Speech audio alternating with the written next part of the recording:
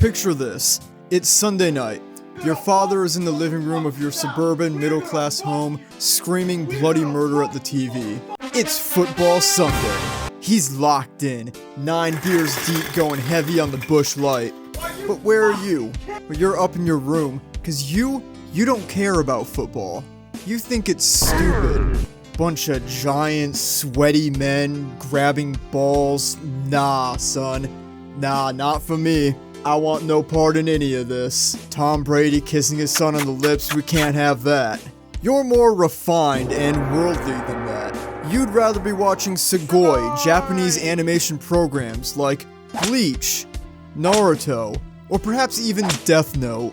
This is real entertainment. The hype, the emotions, the stories, it's all so much better than that damn football everyone in this flippin' country cares so much about. Football and anime are two entirely different worlds.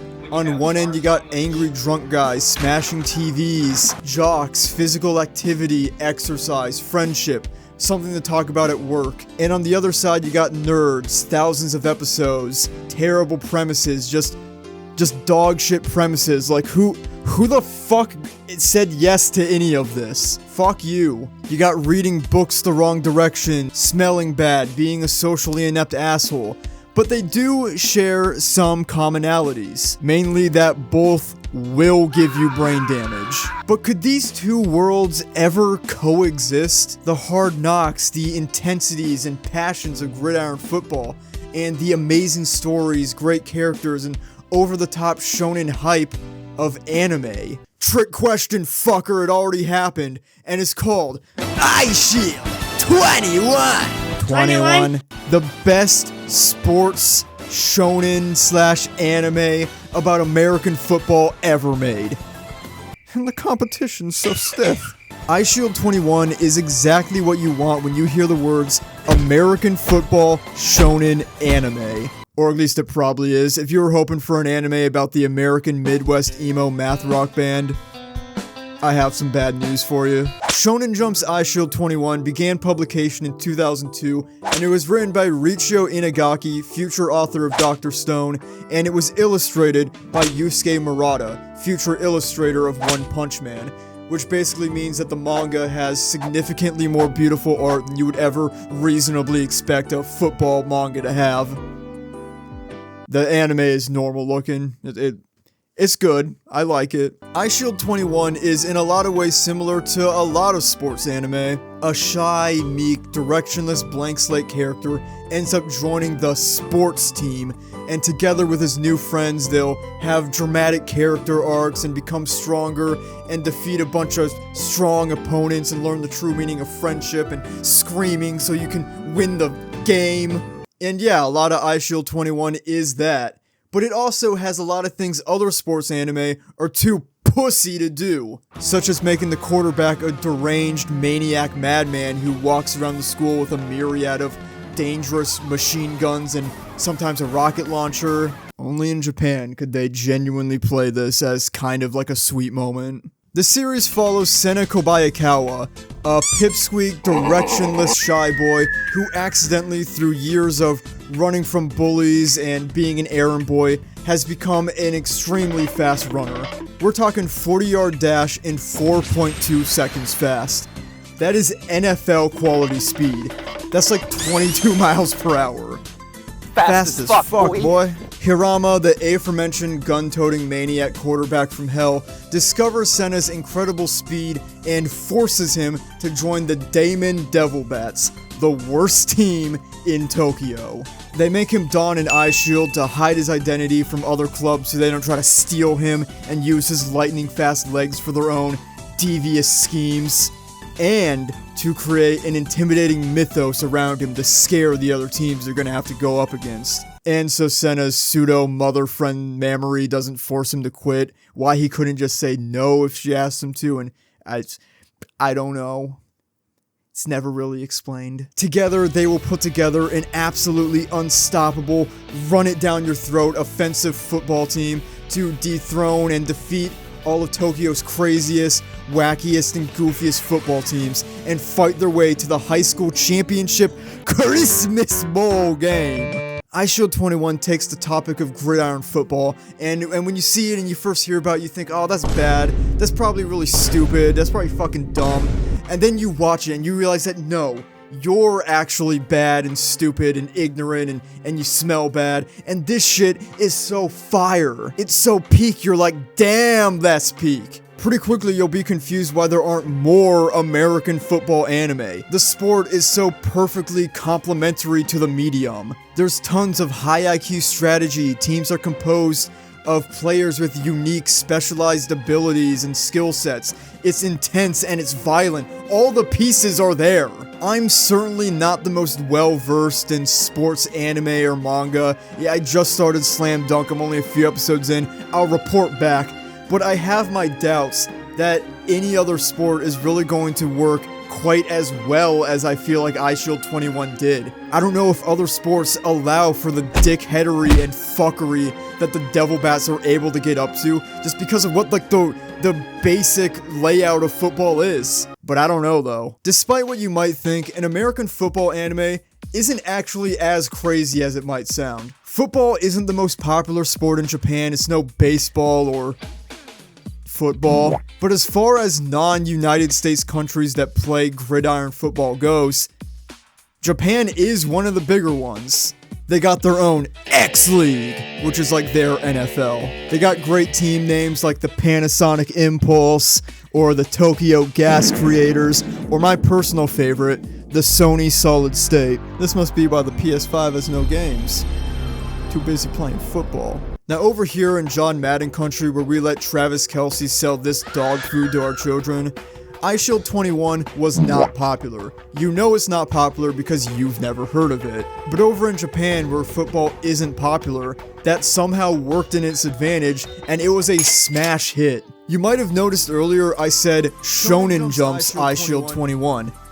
Yeah, that Shonen Jump. From 2002 to 2009, it was being published weekly, right next to One Piece, Naruto, and Bleach. In fact, if Shonen Jump ever did covers featuring all of their biggest series hanging out together, the front and center lineup was almost always Luffy, Naruto, Ichigo, and Senna. It certainly wasn't Big 3, but it might be fair to say it was Big 4. Eyeshield 21 is also credited with popularizing the actual sport within Japanese high schools. Now look, it's only fair. They're giving our nation's youth brain damage, we're gonna give it to them.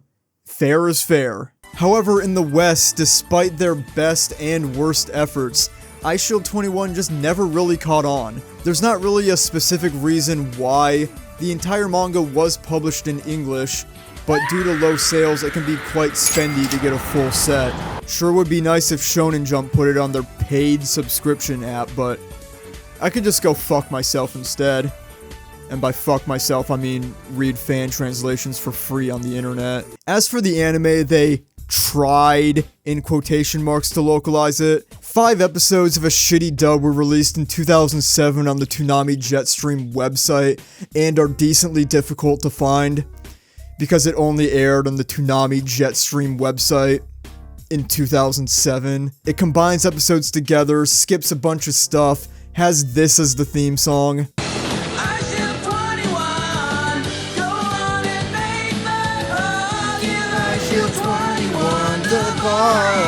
Shout out to the asshole who made that song. We love it.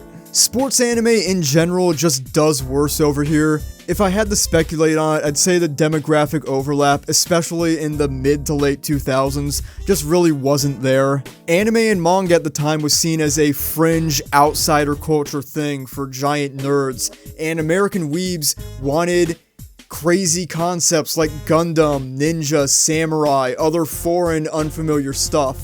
Not much interest in something that's basically as mainstream as it gets, like sports, especially football of all sports, even if it's put through a Dragon Ball Z filter and every high school football game looks like a battle to determine the fate of the world. All that being said though, it isn't hard at all to find in the States these days. Crunchyroll has the entire series subbed, and the manga fan translations are available in all the usual places where fan translations might be. If you know, you know. But be warned though, the anime does have the holy combination of tons of filler and doesn't cover everything from the manga. It just sorta ends before the final saga. I don't know why. In my opinion, between the anime and the manga, it's basically pick your poison. They each have their own strengths and weaknesses, which I will list for briefly 1 second on screen right now. I don't really think there's a wrong answer, but no matter what, if you want to finish the story, you will have to switch to the manga eventually. Anyway, enough of this damn preamble. Let's finally get into it! In my analysis, Eyeshield 21 is such a strong series for 2 reasons: action and personality. I'll start with action since we got ADHD up in this household. Like I said earlier, did I say this earlier? No. This series really puts forth a great argument for why football can be so much fun to watch and play. The Devil Bats quarterback Yuichi Harama isn't exactly the most athletically gifted person. His true strength is his intelligence. As quarterback and captain of the Devil Bats, it's up to him to use these dorks to win against the monsters who play football in Tokyo. And that means he relies almost solely on trick plays. A trick play is exactly what it sounds like. It's a play that is a trick. Football is a flexible sport because it allows your starting formation to be just about whatever you want for the scenario you're in. And you can use that to turn the game almost into chess and do ridiculous shit that trips up your opponents and allows you to capitalize on the confusion you either successfully or unsuccessfully caused. This is fucking brilliant for an anime manga format. This medium revels in allowing characters to monologue about the insane 1 million IQ schemes they catch their opponents in, and that's fantastic to be able to do when you're telling the story to an audience of people who mostly don't know anything about football. Like me. They can slow down time. A single 10-second play could take the entire episode. The enemy team can go all, "Haha! I knew you were gonna do that, so I actually did this!" And then Harama can hit him back with, "I knew you were gonna do that, because I knew that you knew that I was gonna do that, so I actually did this, because I knew what you knew that I was gonna know what you did." And the fact that it's all cartoons and drawings also means the caliber of football they're playing is so ridiculous and over the top. If these were real games, the Damon Devil Bats would be considered the greatest football team ever assembled under any context, and most of the teams they face would be right up there with them. They will regularly come back from massive point deficits, like 0 and 30 at halftime, and they will come back from that by utilizing non-stop feints, crazy techniques, crazy formations, trick plays, every possible flashy and unorthodox tactic to get last-second desperate victories by doing nothing but the riskiest possible option at every opportunity, and it is so much fun. Their ace wide receiver Mata will have mid-air catching battles where the ball will change hands a dozen times just in one jump. Senna can get tackled, continue holding the ball, land in a one-armed handstand, and then get back to running. Kurita can summon the strength of friendship to knock down the entire enemy team single-handedly. This series is chock full of wild and creative team formations and players with unstoppable techniques, which are more or less treated exactly the same as attacks would be in a regular shonen anime. Senna's rival and inspiration Seijiro Shin doesn't just have the tackle, he's got the spear tackle. There's the Devil Bat Laser Bullet, the Quick Draw Pass, the Moby Dick Anchor, Rodeo Drive, Rip Tackle, and many, many more. Senna's main technique is the Devil Bat Ghost. Green aura surrounds him as he reaches what they call light speed, allowing him to seemingly phase straight through his opponent. Hype as hell. The techniques and formations are always thematically on brand with the teams they're facing, and the teams are probably my other favorite aspect of the series, and they're the perfect segue into the next section, personality. As I'm sure you've gathered by now, Eyeshield 21 is on the more lighthearted and comedic side of the spectrum. Things certainly get dramatic and serious when they need to, but the series overall does not take itself super seriously. I think the roster of teams Damon faces is a great example of this. Every single team has a gimmick and theme that they 100% commit to. There are teams like the Ojo White Knights who are basically like a Notre Dame, kind of vaguely Christian themed mostly kings and knights aesthetic, who make a great thematic rival for the devil bats, you know, good versus evil, all that. But then you got the Cebu Wild Gunmen, my personal favorite non-Damon team, who are all like cowboy Westaboos. Their coach is always firing 2 revolvers up in the air, and the quarterback is known simply as Quick Draw Kid, who always hits this iconic cowboy pose and speaks in short, cool sentences. I really want to point out that the rest of the team, when they're outside of games, dresses like normal, regular people, but Kid is always in cowboy outfit. He's unwell. He's not. He's mentally ill. Other teams include the Shinyuji Nagas, who are insanely strong, like Shaolin Temple. There's the Kyoshin Poseidons, who are all extremely tall, so their presence on the field is represented by giant crushing waves that drown out any chance of victory. The Bondo Spiders are a kick team, and as such they have music and spider-based attacks. You know, kick, because like a kick drum. Yeah. The Tayo Sphinx are an ancient Egyptian team who are also always dressed in ancient Egyptian garb. Hilarious. I could keep going, but I think you get the point, and I don't want to spoil every team for you. Even if that means I have to skip the NASA aliens who have a racist coach and Kobe from One Piece is their wide receiver for some reason. What are you doing, Kobe? But of course, we do gotta talk about the Damon Devil Bats themselves. I'm not gonna go super in-depth on all of them because football teams are big. There's like 11 main characters.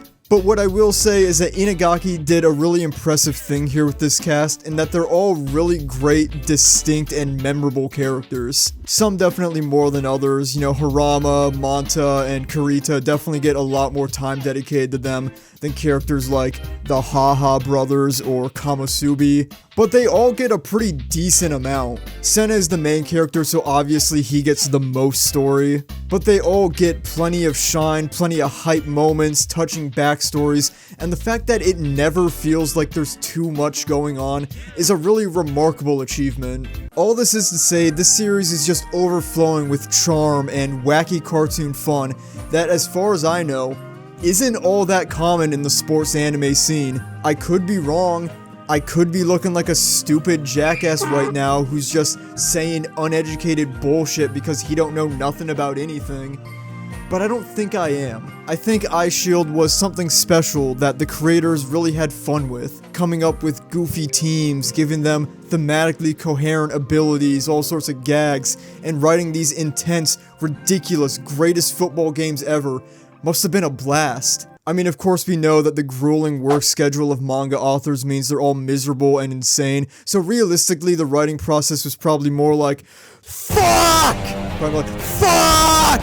God damn it! I am in hell! But you know what I'm trying to say. All of these elements just combine into this delicious soup where during games you're bouncing between characters, going through arcs, pushing themselves beyond their limits, insanely over-complex football strategy, overly insane techniques, bizarre formations, high stakes, high emotions, gorgeous artwork, genuinely funny comedic writing. This series is just fantastic. Some weird stuff in there. Nobody's saying there's not some weird stuff in there. It's an anime. There's some weird stuff in there. I love it so much. I could talk about it for hours. I didn't even get into how good the soundtrack is. Shout out to Dang Dang by ZZ, or Bee Survivor, also by ZZ, or even just the original OST, but at this point, it's a miracle if anyone is still watching. So I'm gonna wrap it up. Eyeshield 21 deserved better in the West. Like a lot of things I cover on this channel, it became victim to wrong place at the wrong time.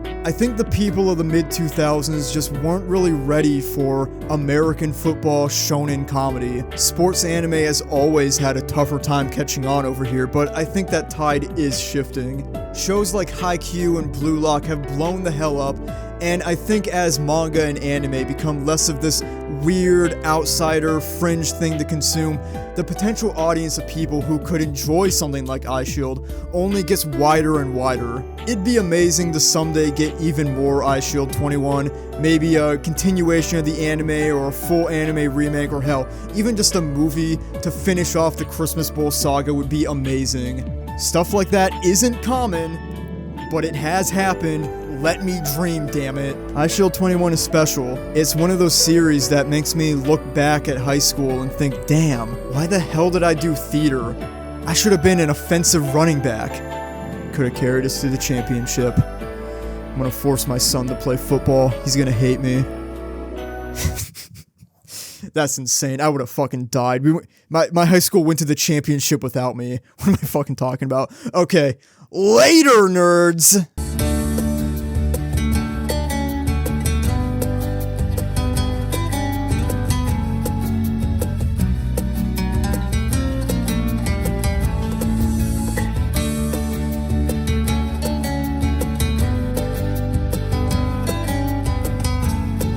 Let's get some pussy tonight.